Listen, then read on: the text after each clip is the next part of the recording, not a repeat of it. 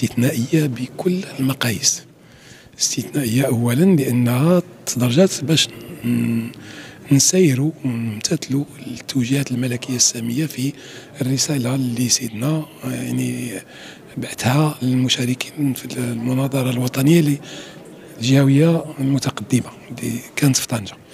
وحنا تفاعلنا معها بكيفية مباشرة وهيئنا اتفاقيات وصوتنا عليها وهيئنا برامج تدخل في إطار تفعيل هذه الاتفاقيات. ثانيا كانت هي استثنائية نظرا لحجم البرامج والاتفاقيات اللي تم التصويت عليها. فشفتوا مثلا ميدان الماء وميدان النقل وميدان يعني النفايات هادو بوحدهم تقريبا 54 مليار ديال الدرهم على 10 سنوات، ولكن تنطلق من 2025 حتى 2034 والجزء الكبير منها غادي يكون تصوب قبل 2030. دونك هذا كاين. ثم استثنائية كذلك لأن لأول مرة الجهة كتعبأ واحد العقار ديال الأنشطة الاقتصادية، منها الصناعة، منها اللوجستيك، منها الخدمات اللي كيفوق 700 هكتار.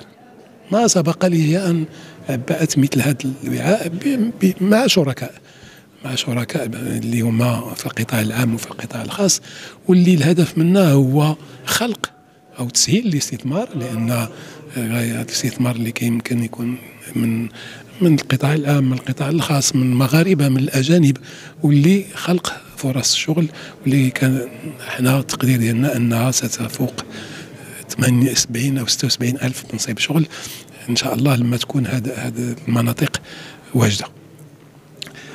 غادي نختم أن وكذلك كاين هناك برامج ديال التنمية ديال مناطق يعني يمكن نسميوها متضررة، واللي هي في العالم القروي أو في ضواحي الدار البيضاء أو في مدن أخرى مثل مدينة سطات أو برشيد، واللي هي مشاريع ديال القرب اللي كتعنى بمشاريع جد دقيقة. ف يعني الدورة اليوم كيف تبعتوا كان حضور مهم، وكان النقاط كاملة تم التصويت عليها الإجماع المطلق، بما في ذلك يعني كل الفرق، كل الأحزاب باش ما نذكر حتى واحد.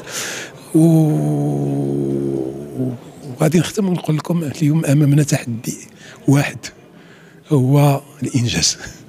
خصنا نعطيو اللي كيقولوا لاطاك باش يعني هذه السرعه اللي غاديين فيها في الانجاز هي مشرفه، ولكن خصنا نزيدوا نرفعوا من الوتيره ديالها، لان يعني تبارك الله المشاريع كثيره والانتظارات كثيره والطموحات ديال سيدنا الله ينصرو ديال الشعب المغربي حتى هي جد مرتفعه. خصنا نستجبوا، هذا هو الدور ديالنا حنا هنا في خدمه هذه الطموحات. قبل ما تفرجوا ما تنساوش تضغطوا على زر الاشتراك باش توصلوا بالاخبار الحصريه ديال موقع كازاوي.